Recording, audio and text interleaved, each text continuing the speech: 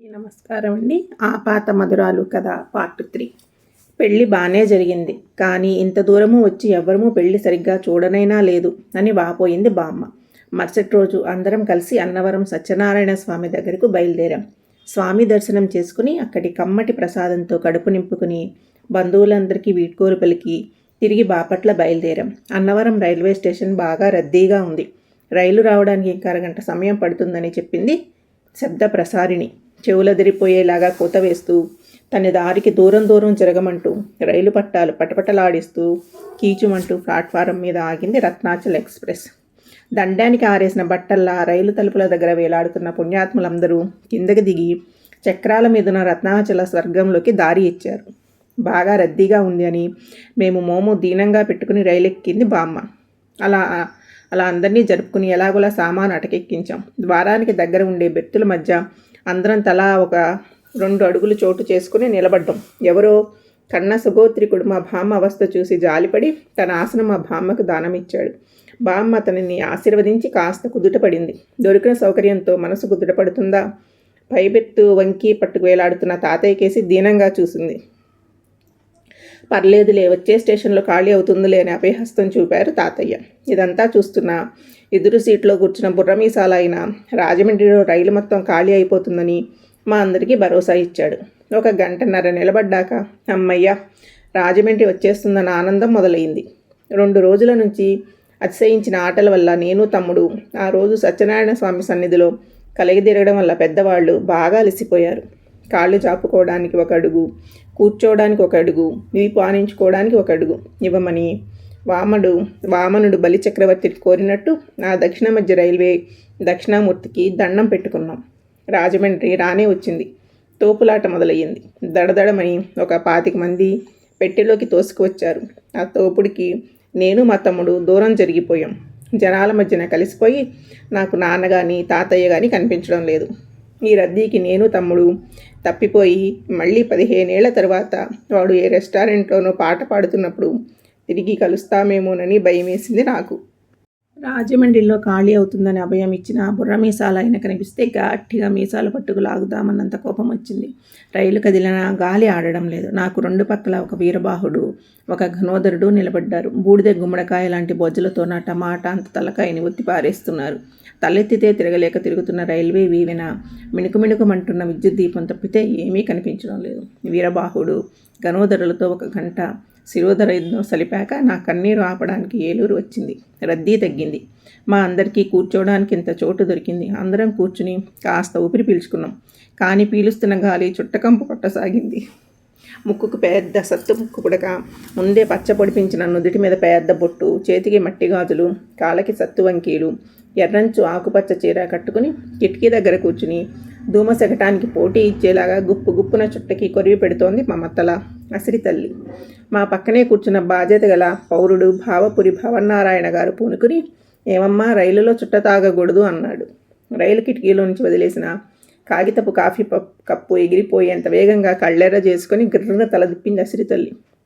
పొగపోయేది పెట్టి బయటకి కాదేటి అని విసురుగా అడిగింది. బాధ్యత కంటే బ్రతుకు తీనైనదని తెలుసుకున్న భావన్నారాయణ మిన్నుకున్నాడు.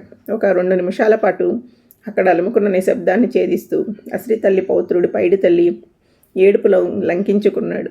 పిల్లగాడు ఏడుస్తుంటే చూస్తూ కూకుంటావేమియా, సింహాచలమియా అని పెనిమిటికి గదిమింది పైడి తల్లి వాళ్ళ నాయనమ్మ.